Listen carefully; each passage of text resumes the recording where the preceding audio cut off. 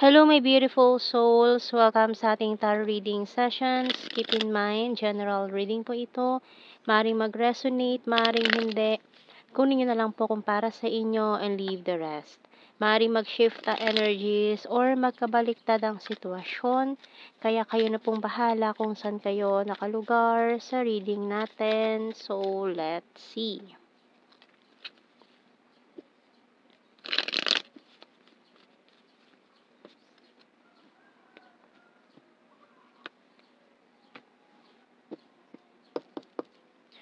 We have here the Five of Swords, the Fool,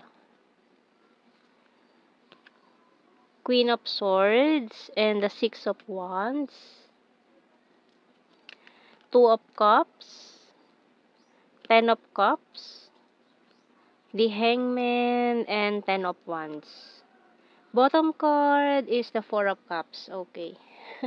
Completion na naman ng mga cycles dito. So, mukhang may natatakot mag-commit. Ayan, dahil sa mga nangyari in the past na hindi maganda. Itong taon to, natatakot siya mag-commit, mag-try this time, or try again this time. Natatakot siya. Maaaring itong taon to kasi takot siya sa commitment din. Kaya hindi niya alam kung paano magko-commit. Kaya parang yung mga taong lumalapit sa kanya, nire-reject niya na nire-reject. Ganon. Hindi siya tumatanggap ng romantic relationship. So, once na mapo-fall na siya, iiwas na siya. Kaya ito yung nasasabihan lagi ng pa-fall. Once na may na-inlove sa kanya, may nagkagusto sa kanya, tatakbo siya palayo. So, we have here clairvoyance by Archangel Raziel. I'm helping your spiritual sight to awaken fully so you can clearly see heavenly love. Alam mo yung kasi once na makakita yung taong to ng red flag, tatakbo na siya agad. Parang antindi ng pinagdaanan niya in their past relationship na simula nung nag-heal itong taong ito, makita niya yung red flag, tatakbo na siya. Ganun siya na trauma in the past, ha?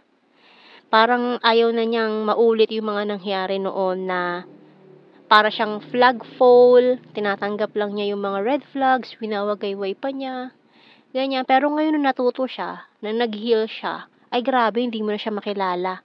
No, parang natakot na bigla to sa commitment, parang ayaw nang pumasok sa relationship, ganyan. Once na makakita siya ng mali, tatakbo na siya. Ayaw na niyang maulit pa yung mga nangyari noon. So, tingnan natin.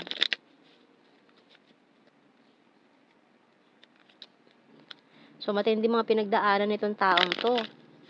Para dumating sa ganitong punto na ayaw na niyang patagalin. Pero alam niyo, mas maganda yon, no?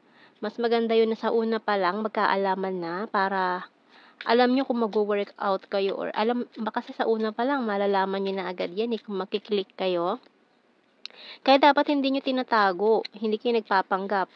Ipakita niyo agad kung sino kayo o pakita mo kung sino ka para alam niyo agad, hindi kayo nag-aaksaya ng oras sa isa't isa. Ayan, I want to surprise you and can you forgive me?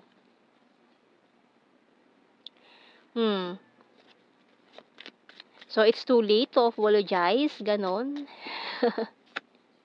I miss you so much. I will start to save money.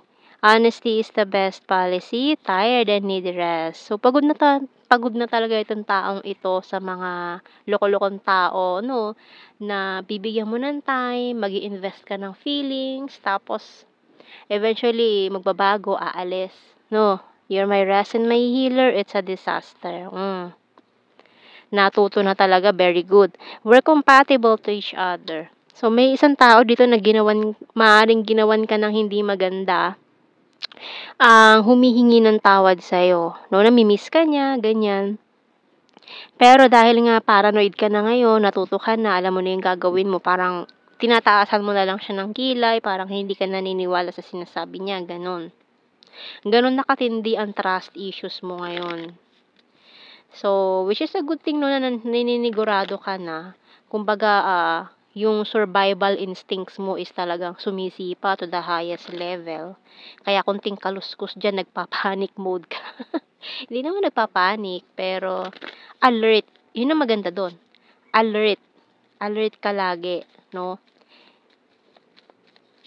Yan ang advantage ng malakas ang mga survival instincts.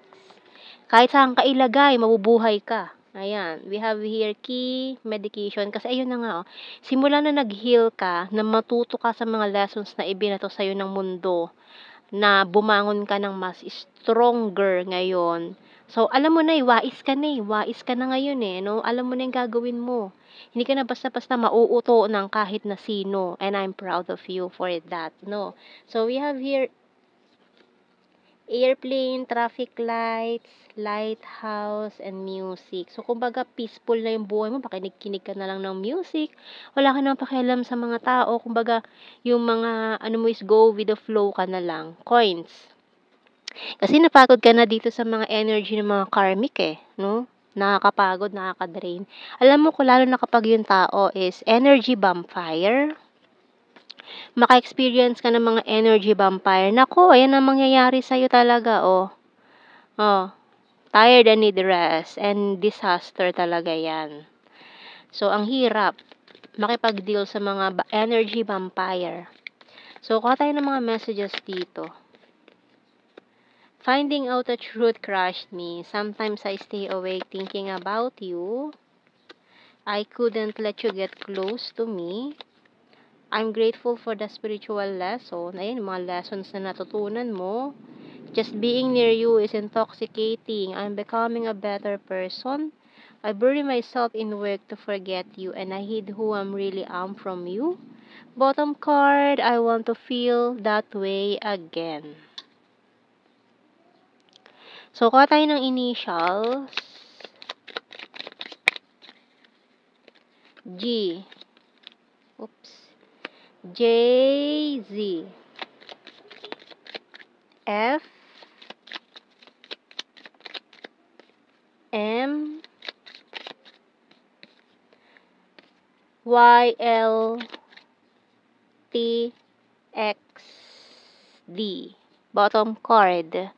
So, kuha tayo ng blue card. We have here passion, prophecy, and, mali. Okay, runner card. Ayan. Ano ba ito nakuha ko? So, nabunot ko kasi itong baybayin script natin. So, bonus message na lang ito na nakalagay dyan. Gusto ko marinig ang boses mo. Oho. So, maaaring gusto niyang tumawag sa'yo, pero hindi siya magsasalita. Unknown number ang gagamitin niya para lang marinig yung boses mo. Ganun. Ayan. Ito yung isa sa mga taong ito na nagbigay sa'yo ng trauma in the past. Na marinig lang daw niya yung boses mo, okay na. O, diba? So, tingnan natin general signs and messages. So, we have here flower form, Aries, November, Scorpio, rainy season, very lucky, neighbor, divine feminine, high expectations, birthmark, amazing, Sagittarius, popular, Leo, September, attractive, responsible, intelligent, runner card, mirror, beach, travel, past person, party animal, divine masculine, kind-hearted, gorgeous, national capital region, chaser, 7, shy at first, and other country. Ooh. So, yan ang ating reading, my beautiful souls. Thank you for watching. Take care and God bless. See you in our next reading, guys. Bye-bye.